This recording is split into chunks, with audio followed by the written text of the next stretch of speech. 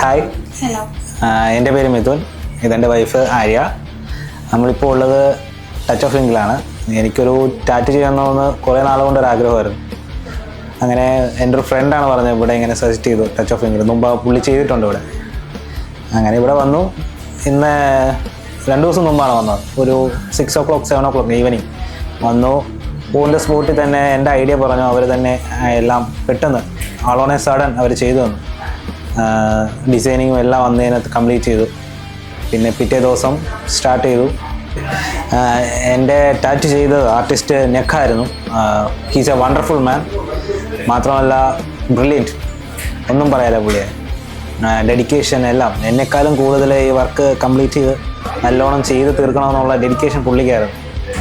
അതുകൊണ്ട് എല്ലാം നല്ലോണം നടന്നു. Thanks to him.